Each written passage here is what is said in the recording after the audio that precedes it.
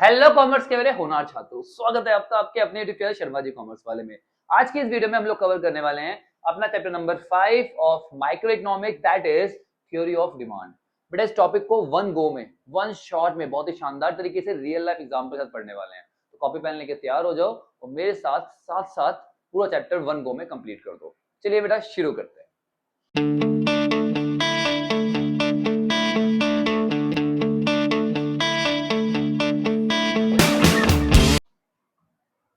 सबसे पहले किसी भी कॉमोडिटी की डिमांड कब बनती है? बेटा तीन कंडीशन होती है, एक एक करके समझना। किसी भी चीज की डिमांड कब क्रिएट होगी उसके लिए तीन कंडीशन है। पहली condition, desire to buy a commodity. भैया कोई भी चीज आप तभी तो खरीदोगे जब आप उसको खरीदना चाहते हो। आपकी डिजायर है उस चीज को खरीदने के लिए, आपकी डिजायर है, आपकी चाह है कि भाई मुझे ये चीज पसंद है, मैं ये खरीदना चाहता हूँ। ठीक है, ठीक है। तो सबसे पहले होना चाहिए डिजायर। बट केवल डिजायर से काम नहीं चलेगा। भाई खरीदना तो मैं पता नहीं क्या क्या चाहता हूँ। मैं चाहता हूँ कि भैया लैम्बोर्गिनी खरीद लूं, पर मेरी पॉकेट में उतना पैसा भी तो होना चाहिए, आया नहीं? तो सेकंड कंडीशन है backed with sufficient purchasing power. उस कॉमोडिटी को खरीदने के लिए आपके पास उतना पैसा, उतनी परचेजिंग पावर होनी चाहिए। तो ये हो गई मेरी दूसरी कंडीशन। बट बेटा इन दोनों चीजों से भी काम नहीं चलेगा, तीसरी कंडीशन भी बहुत जरूरी है। वो तीसरी कंडीशन क्या है कि आप उस पैसे को खर्च करने के लिए भी विलिंग हो। समझ में आ रही है बात कि भैया आपके पास पैसा भी है, आप खरीदना भी चाहते हो, बट आप पैसा खर्च नहीं करना चाहते अपना। ऐसे कैसे? नहीं बनेगी ना बात। तो तीनों कंडीशन जब फुलफिल होगी तभी डिमांड बनेगी। क्लियर हो गया? बहुत बढ़िया, शाबाश। अब आता है डिमांड एंड क्वांटिटी डिमांडेड। क्या डिफरेंस है दोनों में? बेटा दोनों अलग अलग टर्म है, समझ में आ रही है? आप एक नहीं समझ सकते इनको। क्या होता है? डिमांड का सिंपल सा मतलब है कि भैया एक कंज्यूमर जो है वो डिफरेंट प्राइस पे, किसी भी कॉमोडिटी के डिफरेंट डिफरेंट प्राइस पे डिफरेंट डिफरेंट क्वांटिटीज परचेज करने के लिए रेडी है। क्या बोला मैंने? Eight different possible price different quantity. जब हम बात करते हैं कि भैया अलग अलग प्राइस हो रहे हैं और अलग अलग प्राइस पे अलग अलग क्वांटिटी परचेज करने के लिए रेडी है हमारा कौन? कंज्यूमर। तो उसको कहते हैं हम लोग डिमांड। अभी और समझ में आएगा। जब हम बात करते हैं क्वांटिटी डिमांड की, तो यहां हम बात करते हैं स्पेसिफिक क्वांटिटी और स्पेसिफिक प्राइस। कि भैया एक स्पेसिफिक प्राइस पे कितनी क्वांटिटी परचेज करने के लिए कंज्यूमर रेडी है, उसको बोलते हैं क्वांटिटी डिमांडेड। कि भैया 10 रुपए का प्राइस है तो उस पे 100 कॉमोडिटी परचेज कर रहा है एक परचेजर, एक कंज्यूमर। आई बात समझ में? तो स्पेसिफिक प्राइस पे 10 रुपए पे 100 खरीद रहा है, तो वो है हमारी क्वांटिटी डिमांडेड। बट जब हम अलग अलग प्राइस की बात करेंगे तो अलग अलग प्राइस पे अलग अलग क्वांटिटी डिमांड करेगा कोई भी कंज्यूमर, तो जब उसकी स्टडी करेंगे तो बन जाएगा मेरा डिमांड। समझ में आ गई बात? तो यहाँ पे स्पेसिफिक प्राइस की बात होती है, यहाँ पे अलग अलग डिफरेंट प्राइस की बात होती है। बात खत्म। क्लियर? बहुत बढ़िया। अब डिमांड शेड्यूल। पहले तो शेड्यूल का मतलब समझ लो। शेड्यूल का मतलब होता है टेबल। ठीक है, तो एक ऐसी टेबल जो प्राइस और क्वांटिटी के बीच में रिलेशन शो कर रही है उसको बोलते हैं क्या? Demand schedule. ठीक है, demand schedule is a table showing different quantities of a commodity to be purchased at different price of that commodity। अलग अलग प्राइस पे अलग अलग क्वांटिटीज आप परचेज करते हो, उसकी जो टेबल बनेगी उसको बोलेंगे डिमांड शेड्यूल। ठीक है बेटा, दो तरह की है, इंडिविजुअल और मार्केट। इंडिविजुअल मतलब किसी एक कंज्यूमर की, राइट? मार्केट मतलब मार्केट में जितने भी कंज्यूमर है उन सबका सम कर दोगे तो क्या बन जाएगी? Market demand. ठीक है बेटा, चलिए तो आप बात करते हैं इंडिविजुअल डिमांड। मैंने क्या बताया कि भैया अलग अलग प्राइस पे एक पर्टिकुलर कंज्यूमर कितनी कॉमोडिटीज परचेज करने के लिए रेडी है, उसकी जब आप टेबल बनाओगे तो वो बन जाएगी मेरी individual demand schedule. Clear? Easy. Market demand schedule क्या होता है? एक ऐसी टेबल जो शो करती है different quantities of a commodity that all the buyer in a market. एक मार्केट में जितने भी बायर है वो परचेज करने के लिए रेडी है अलग अलग प्राइस पे। जब इसकी आप टेबल बनाओगे तो क्या बन जाएगा बेटा? Market demand. क्लियर? बहुत बढ़िया। अब आता है हमारे पास डिमांड कर्व। बिल्कुल सिंपल कर देता हूं मैं आपके लिए। जब आप डिमांड शेड्यूल को ग्राफ पे दिखाओगे तो क्या बन जाएगा? डिमांड कर्व बन जाएगा। ठीक है, देखो तो graphical presentation of demand schedule. Clear? जो एक्सप्रेस करता है कि भैया कितनी कितनी प्राइस पे कितनी कितनी क्वांटिटी कोई भी कंज्यूमर बाय करेगा। क्लियर? ये भी दो तरह का है, इंडिविजुअल और मार्केट। इजी। तो इंडिविजुअल डिमांड शेड्यूल को दिखाओगे कर्व पे तो क्या बनेगा? Individual demand curve. Market demand schedule को दिखाओगे तो क्या बन जाएगा? Market demand curve. ठीक है, चलिए तो इंडिविजुअल डिमांड कर्व की बात कर रहा है। ठीक है, individual demand curve is a curve that show different quantities of a commodity that a particular buyer is ready to buy at different possible price. अलग अलग प्राइस पे अलग अलग क्वांटिटी एक बायर खरीदने के लिए रेडी है। जब उसका हम ग्राफ बना देंगे तो क्या बन जाएगा? Individual demand curve. ये बन गया हमारा इंडिविजुअल डिमांड कर्व कि भैया जब प्राइस एक थी, ठीक है, तो क्वांटिटी कितनी थी? 4। जब प्राइस 2 हो गई तो क्वांटिटी कितनी हो गई? 3। जब प्राइस 3 हो गई तो क्वांटिटी कितनी हो गई? 2। जब प्राइस 4 हो गई तो क्वांटिटी कितनी हो गई? 1।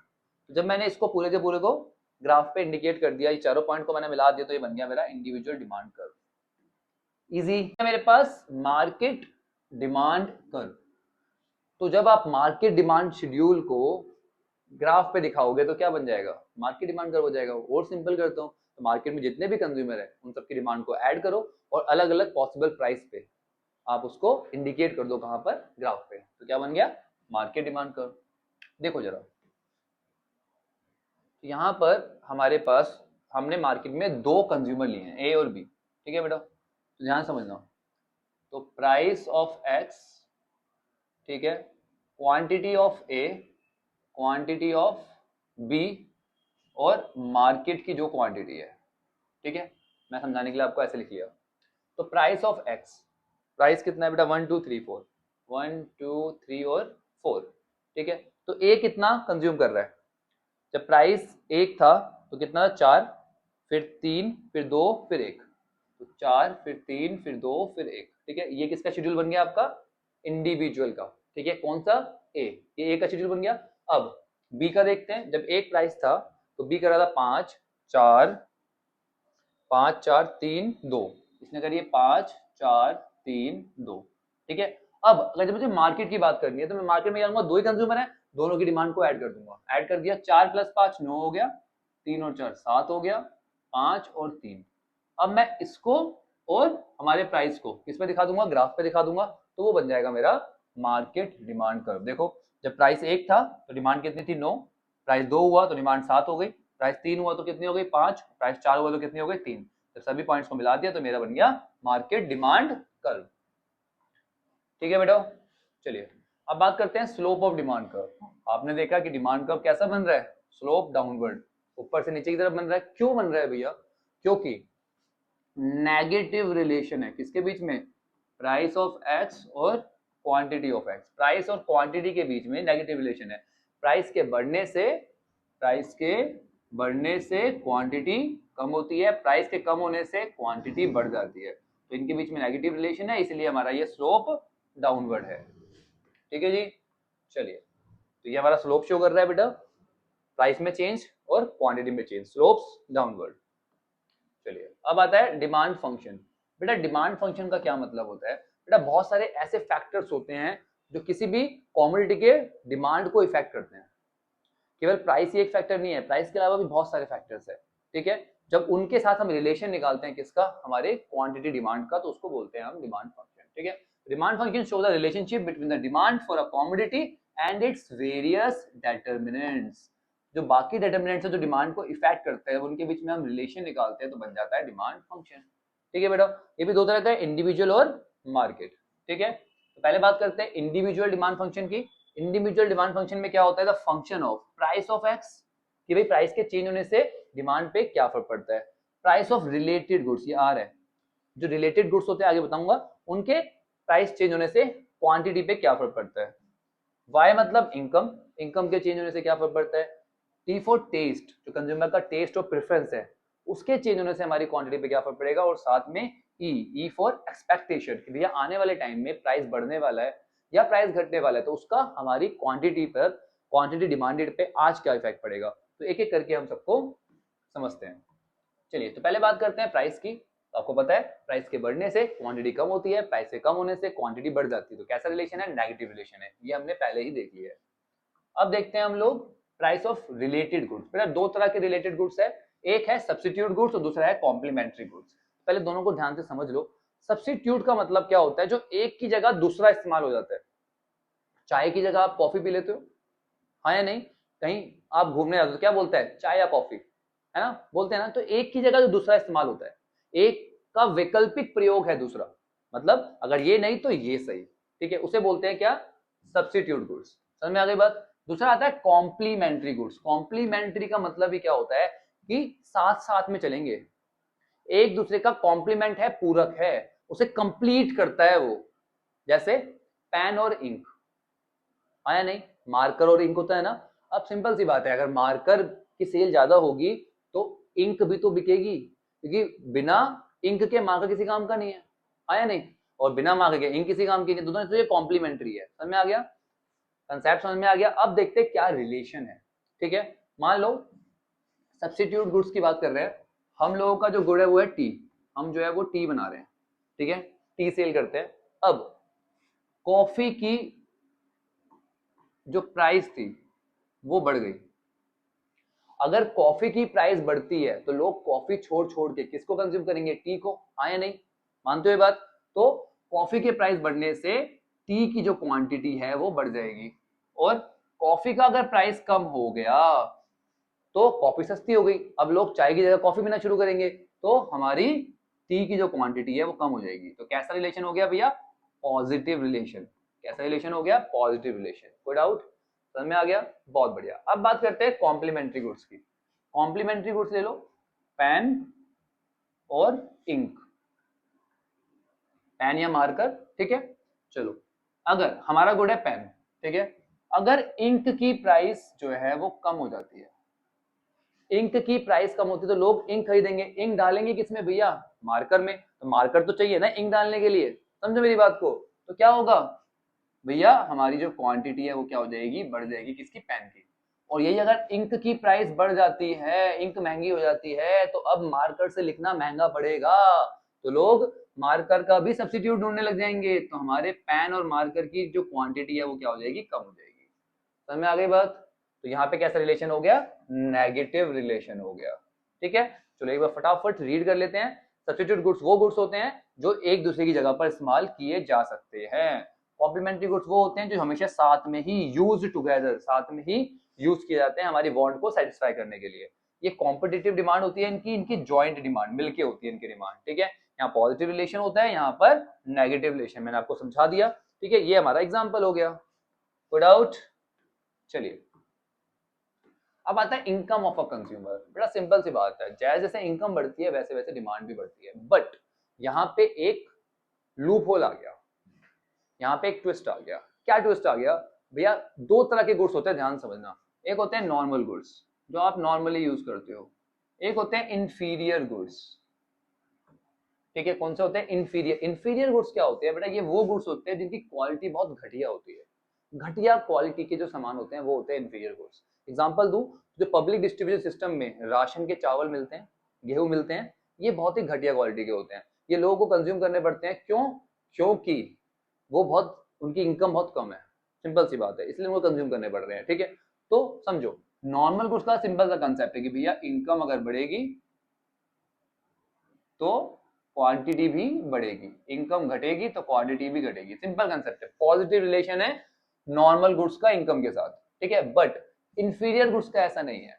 अभी मान लो बग्गा नाम से एक आदमी है, उसकी इनकम अभी 10,000 रुपये, उसको अपनी फैमिली पाल ली है, तो यार सिंपल सी बात है, वो क्या करेगा, पब्लिक डिस्ट्रीब्यूशन सिस्टम से जो भी उसको मिल रहा है, राशन में जो भी मिल रहा है उसको वो यूज करेगा, जो घटिया क्वालिटी की चीज है वो इस्तेमाल करेगा, क्योंकि उसकी इतनी इनकम नहीं है। बट ये इनकम उसकी अगर 50,000 रुपीज हो जाती है, तो क्या वो उसी चावल को, गेहूं का इस्तेमाल करेगा? नहीं ना, वो चाहेगा कि उसकी फैमिली अच्छा खाए, अच्छा पिए, अच्छा पहने, हाँ या नहीं। तो जैसे जैसे इनकम बढ़ती है तो इंफीरियर क्वालिटी की जो डिमांड होती है वो कम हो जाती है, याद रखना, ठीक है बेटा। तो यहाँ पे नेगेटिव रिलेशन हो जाता है इंफीरियर गुड्स में, ठीक है बेटा। चलिए, तो ये वही डिफरेंस दे रखा है, आप एक बार रीड कर लेना पॉज करके वीडियो को, ठीक है। चलिए अब आता है टेस्ट एंड प्रेफरेंस का, बिल्कुल सिंपल सा फंडा है। जिस चीज का मार्केट में ट्रेंड चल रहा होता है ना, उसकी डिमांड होती है, हाँ या नहीं। आजकल ना क्या हो रहा है कि एक तेल चल रहा है, ठीक है, आदिवासी के नाम से तेल है वो, ठीक है। तो वो तेल जो है उसकी इतनी एडवर्टाइजमेंट की जा रही है, ठीक है ना, जितने भी सोशल इन्फ्लुएंसर है वो सारे उसकी एडवर्टाइजमेंट कर रहे हैं, तो उसकी डिमांड बढ़ती है क्योंकि ट्रेंड में वही चल रहा है। एक तो लोगों की प्रॉब्लम है कि भैया बाल झड़ रहे हैं, दूसरा लोगों को सॉल्यूशन दिख रहा है, तो वो ट्रेंड में है, तो उसकी डिमांड चल रही है। सिंपल सी बात है, जिसके भी ट्रेंड चलता है, जिसके भी फेवर में कंज्यूमर का टेस्ट और प्रेफरेंस होता है, वो चीज चल जाती है। आ रही बात समझ में? हाँ या नहीं? तो भैया वो टेस्ट और प्रेफरेंस का मेनली इफेक्ट किस चीज का पड़ता है? टेस्ट एंड प्रेफरेंस पे, एडवर्टाइजमेंट का, फैशन में चेंज का, क्लाइमेट में चेंज का। एग्जांपल क्लाइमेट का भी ले लो, सिंपल सी बात है, इस टाइम पे क्या वूल के कपड़े बिक रहे हैं? गर्मी का टाइम चल रहा है, तो क्या वूल के कपड़े बिकेंगे? नहीं ना, सिंपल सी बात है। तो उसकी डिमांड कब होगी? जब उसका टाइम आएगा, क्लाइमेट आएगा, जब ठंड आ जाएगी। ठीक है, तो टेस्ट एंड प्रेफरेंस जो है कंज्यूमर की डिपेंड करती है, ठीक है, कि कितनी डिमांड होगी किसी भी पर्टिकुलर कमोडिटी की। अगर टेस्ट एंड प्रेफरेंस किसी भी कमोडिटी के फेवर में है तो डिमांड बढ़ जाएगी, अगर उसके अगेंस्ट चल गया, कंज्यूमर को वो चीज पसंद नहीं आई तो डिमांड घट जाएगी। चलिए अब आता है एक्सपेक्टेशन। ये एक्सपेक्टेशन नियर फ्यूचर है कि भैया आने वाले टाइम में प्राइस बढ़ने वाला है या घटने वाला है, उसके हिसाब से आज ही डिसाइड हो जाता है। समझ लो, अगर प्राइस जो है इन नियर फ्यूचर बढ़ने वाला है, तो जो डिमांड होती है ना, नाउ अभी की अभी जो डिमांड है वो क्या होती है बेटा? बढ़ जाती है। आपने देखा होगा गवर्नमेंट बोलती है कि भैया कल रात 12 बजे के बाद पेट्रोल के प्राइस बढ़ जाएंगे, तो भैया आज रात को ही लोग गाड़ियां ले लेके पेट्रोल पंप पे खड़े हो जाते हैं। क्यों? पेट्रोल भरवाने के लिए, कि भैया हमें सस्ते में पेट्रोल भरवाना है। तो कल प्राइस बढ़ने वाला है तो लोग आज ही डिमांड कर लेते हैं कि भैया सस्ते में डिमांड कर लेते हैं। ठीक है, एक एग्जांपल लो, अभी सोने का रेट अच्छा खासा हो रखा है। अब अगर आपको पता लग जाए कि आने वाले टाइम में, आने वाले 2 महीने में, 3 महीने में गोल्ड का रेट कम होने वाला है, तो आप क्या करोगे? क्या आप आज डिमांड करोगे? नहीं, आपकी आज डिमांड कम हो जाएगी। तो अगर फ्यूचर में प्राइस कम होने वाला है तो आज डिमांड कम हो जाएगी। समझ में आ गया बेटा? बहुत बढ़िया, शाबाश। अब आता है मार्केट डिमांड। ये होगा हमारे इंडिविजुअल डिमांड फंक्शंस। अब आता है मार्केट डिमांड। मार्केट डिमांड में सारे के सारे फंक्शंस इंडिविजुअल वाले तो रहेंगे ही रहेंगे, साथ में 2 डिटरमिनेंट्स और ऐड हो जाते हैं। एक होता है हमारा पॉपुलेशन और दूसरा होता है डिस्ट्रीब्यूशन ऑफ इनकम। पॉपुलेशन और डिस्ट्रीब्यूशन ऑफ इनकम। तो जब हम बात करते हैं पॉपुलेशन की, तो सिंपल सा कंसेप्ट है यार, जितने ज्यादा लोग होंगे उतनी ज्यादा डिमांड होगी। सिंपल सा कंसेप्ट है ना? पॉपुलेशन बढ़ती जाएगी तो डिमांड भी बढ़ती जाएगी। क्लियर? अगर आप फीमेल बेस्ड सामान बनाते हो तो आपके प्रोडक्ट की डिमांड कब बढ़ेगी? जब आपका फीमेल बेस बढ़ेगा। पॉपुलेशन बढ़ेगी किसकी? फीमेल की। सिंपल सी बात है। ठीक है, क्लियर? पॉपुलेशन के बढ़ने से डिमांड बढ़ेगी, घटने से कम हो जाएगी। ये बहुत इंपॉर्टेंट है, डिस्ट्रीब्यूशन ऑफ इनकम। इसको समझने के लिए एग्जांपल समझो। मिस्टर ए है, उनके पास है 50,000 रुपीज, और मिस्टर बी है, उनके पास है 30,000 रुपीज।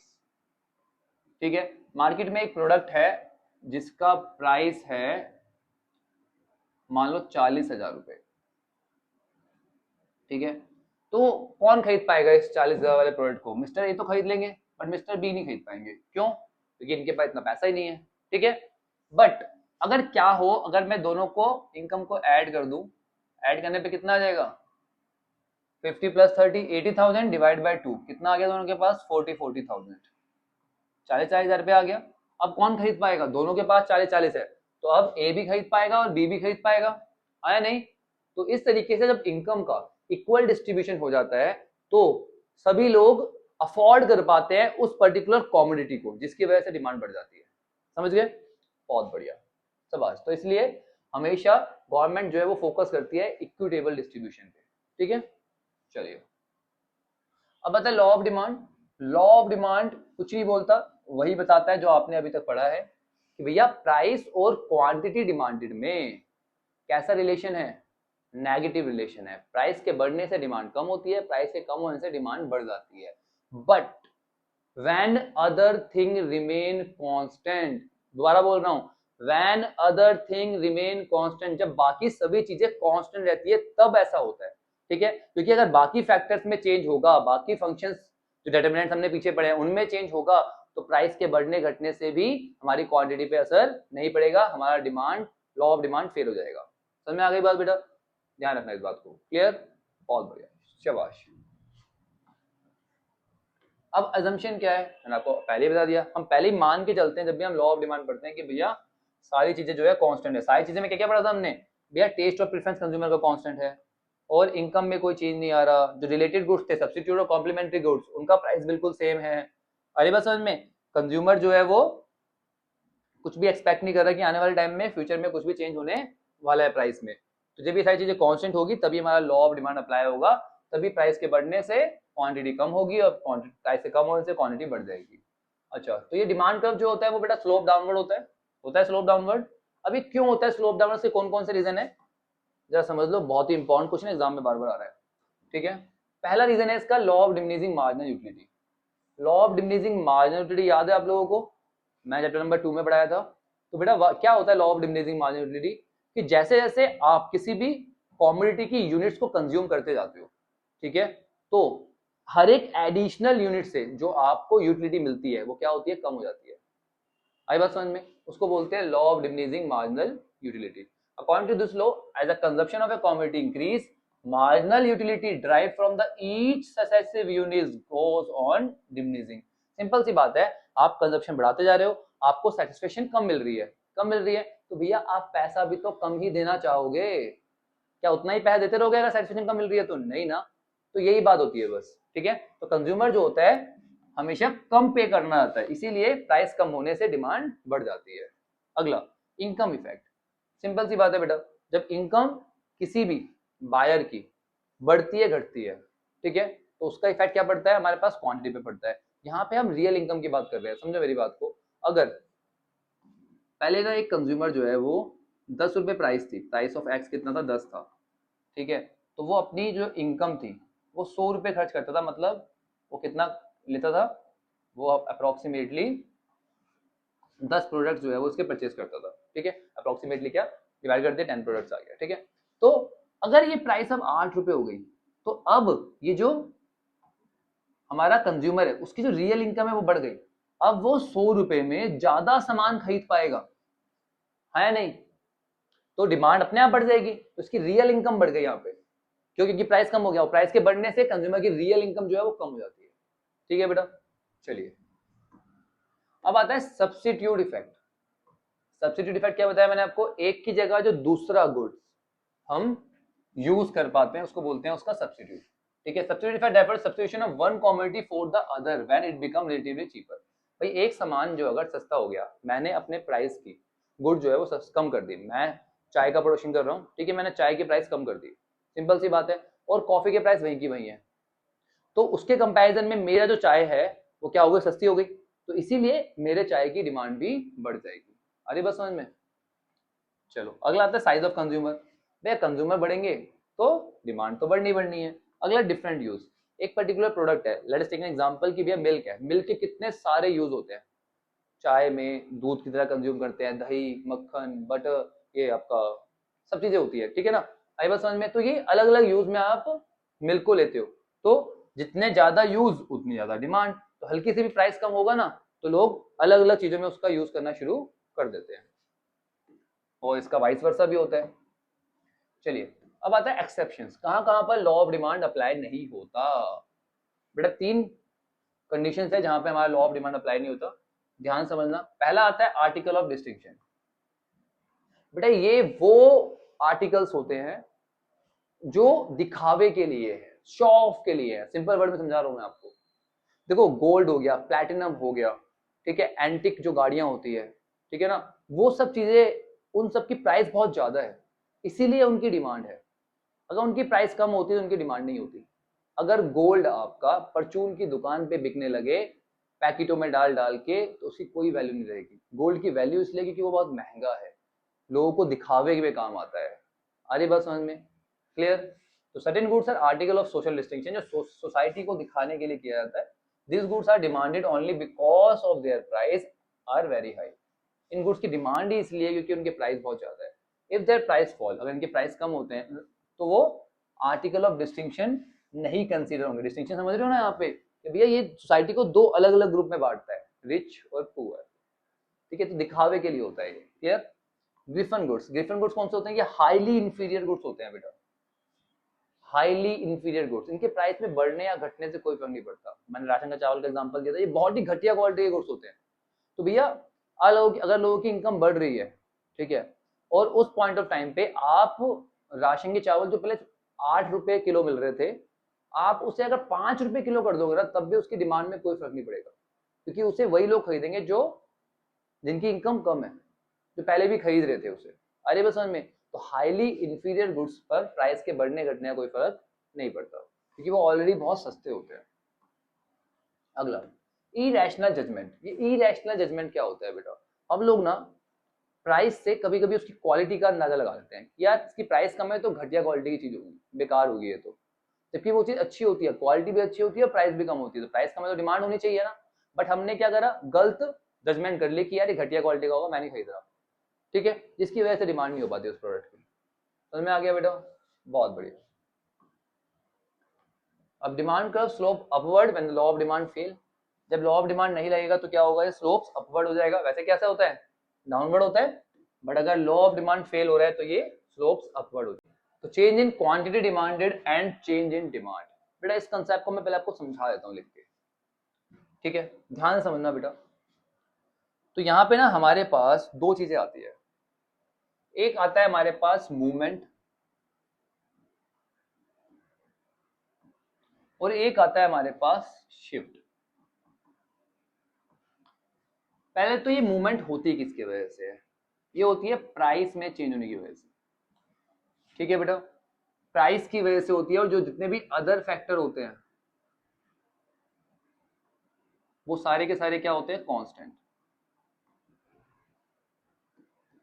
और जो शिफ्ट होता है डिमांड कर्व पे, वहां पर जो हमारा प्राइस ऑफ एक्स है, कमोडिटी का प्राइस होता है, वो होता है कांस्टेंट, और बाकी फैक्टर जो होते हैं वो वेरिएबल होते हैं। अदर फैक्टर्स आर वेरिएबल, मतलब उन्हीं की वजह से चेंजेस होते हैं। बहुत ध्यान से समझना, बिल्कुल सिंपल कर रहा हूं आपके लिए। मूवमेंट दो तरह का होता है, एक होता है एक्सटेंशन, एक होता है कॉन्ट्रैक्शन। शिफ्ट दो तरह का होता है, फॉरवर्ड और बैकवर्ड। अब समझ लो, ये मेरा डिमांड कर्व हो गया, ये मेरी प्राइस हो गई, और ये हो गई मेरी क्वांटिटी, ठीक है बेटा। ये मेरा डिमांड कर्व है, डिमांड ऑफ एक्स। जब प्राइस इतनी थी तो डिमांड ये थी, इसको मैं P और क्वांटिटी को मैं Q ले लेता हूँ, ठीक है। जब प्राइस इस पर्टिकुलर पॉइंट पे थी तो क्वांटिटी ये थी। जैसे ही मैंने प्राइस कम कर दी तो मेरी क्या हो गई, प्राइस मैंने P1 कर दी तो मेरी क्वांटिटी क्या हो गई भाई, Q1 हो गई। प्राइस के कम करने से मेरी क्वांटिटी जो है वो बढ़ गई। तो पहले मेरा ये पॉइंट था, अब मेरा ये पॉइंट हो गया, आया नहीं, पहले ये D था, अब ये हो गया D1, एग्जांपल ले लो, ठीक है। तो ये क्या हो रहा है, डिमांड आगे की तरफ बढ़ रही है, तो ये हो गया मेरा एक्सटेंशन। तो एक्सटेंशन कब होता है, जब प्राइस के कम होने से क्वांटिटी बढ़ जाती है, ठीक है। अब इसका उल्टा क्या हो जाएगा, मान लो ये वाला पॉइंट पहले था और मैंने क्या कर दिया, प्राइस बढ़ा दी, तो प्राइस बढ़ाने पे यहां पहुंच जाऊंगा मैं। ये मेरा डिमांड कर्व था, मेरी पहले प्राइस ये थी और क्वांटिटी ये थी। अब मैंने अगर प्राइस बढ़ा दिया तो मेरी क्या हो गई, क्वांटिटी डिमांड क्या हो गई, कम हो गई। मैंने प्राइस को बढ़ाया तो मेरी क्वांटिटी क्या हो गई, कम हो गई। तो पहले ये पॉइंट था, अब ये पॉइंट हो गया, तो मेरी जो डिमांड थी वो कम हो गई। जब डिमांड कम हुई तो क्या हो गया, मेरा कॉन्ट्रैक्शन हो गया। तो कॉन्ट्रैक्शन कब होता है, जब मैं प्राइस को बढ़ा देता हूं, जिसकी वजह से मेरी क्वांटिटी क्या होती है, कम हो जाती है। इजी, समझ में आ गया, बहुत बढ़िया। अब बात करते हैं फॉरवर्ड और बैकवर्ड शिफ्ट की, ठीक है। तो यहाँ पे क्या होता है ना, मैंने आपको क्या बताया, प्राइस कांस्टेंट होता है, प्राइस ऑफ कमोडिटी तो कांस्टेंट है, उसमें कोई चेंज नहीं आएगा।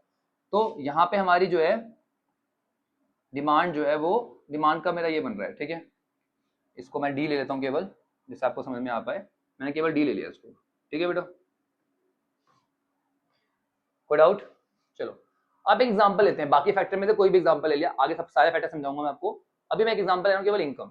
इनकम नॉर्मल गुड है हमारे पास, इंफीरियर गुड नहीं है। नॉर्मल गुड में इनकम के बढ़ने से क्या होता है बताओ, डिमांड बढ़ जाती है। तो क्या होगा, ये फॉरवर्ड शिफ्ट हो जाएगी मेरी डिमांड, डिमांड यहाँ से यहाँ चली जाएगी, D1 बन जाएगी, ये हो गया फॉरवर्ड शिफ्ट, ठीक है।